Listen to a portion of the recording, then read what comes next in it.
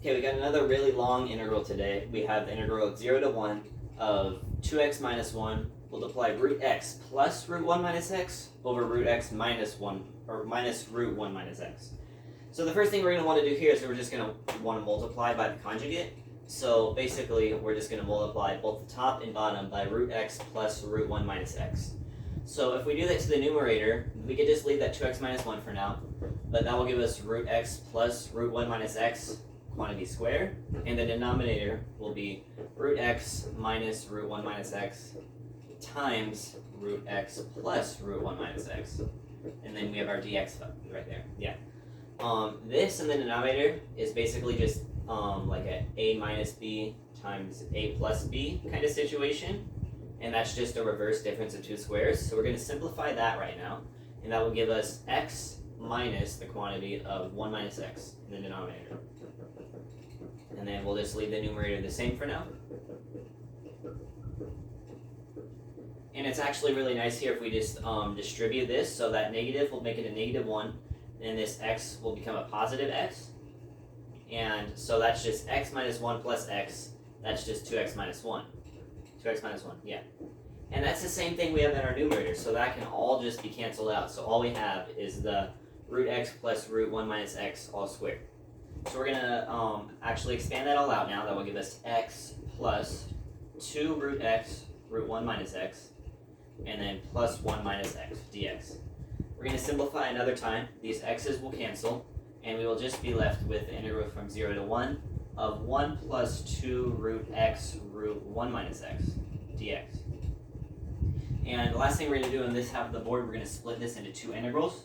So integral of 0 to 1 of 1 dx plus 2 times the integral of, from 0 to 1 of root x root 1 minus x dx.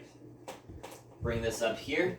That first integral, where it's just of 1, that's really simple. That's just x from 0 to 1, and that's just going to give us 1.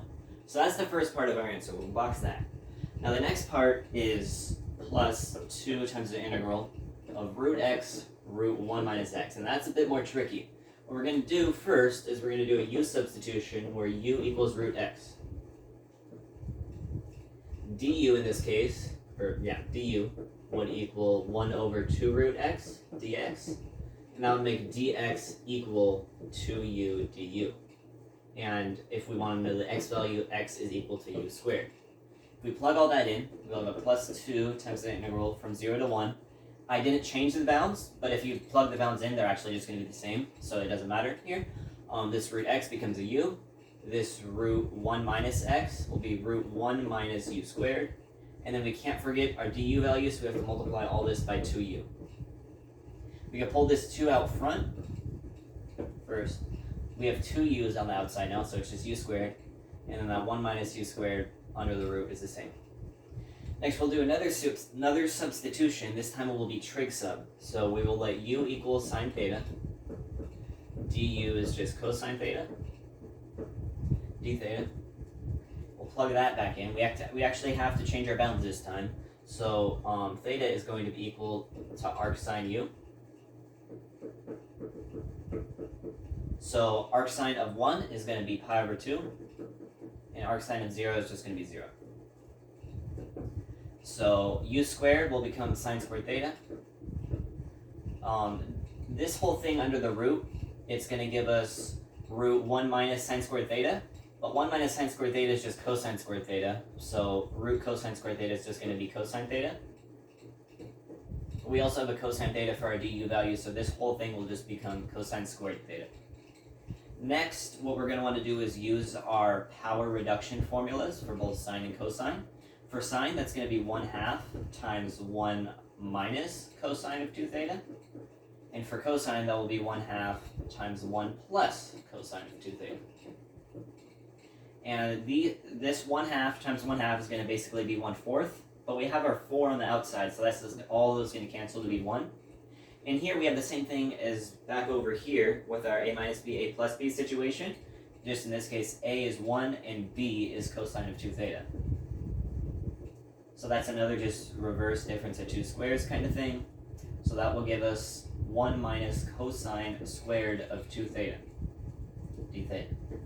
And we could just break this into two integrals, or we could use another formula where sine squared plus cosine squared is 1, we could just do that. So 1 minus cosine squared is just going to be sine squared. It doesn't matter what the inside is. So it's going to be sine squared of 2 theta now. We're going to do one last time a power reduction. So we will still have 0 to power 2. Sine squared 2 theta will become 1/2 times 1 minus cosine of 4 theta this time. I know it's normally 2 theta, but because it's 2 theta in like the thing we want to reduce, it will become a cosine of 4 theta. Gonna move it up here now. This long interval uses a lot of space, but we can just integrate this now. So we'll pull the 1/2 on the outside. Integrating 1 will just get x, and integrating cosine of 4 theta will give us 1/4 of a sine of 4 theta. And we're going to be integrating this from pi over 2 to 0. If we plug in pi over 2 to x is just going to be pi over 2. If we plug in pi over 2 here, that's going to be sine of 4 times pi over 2, which is sine of 2 pi, which is just 0, so we don't have to worry about that. And then we'll plug in 0. Plug in 0 here, that's 0. Plug in 0 here, sine of 0 is 0. So this is the only real term we get from plugging in our bounds. And that will be pi over 4 if we multiply that out. And that's the second half of our answer. So the first part is 1. The second part is pi over 4. And we're just adding them. And that's how you do this whole extremely long, fill in the entire board kind of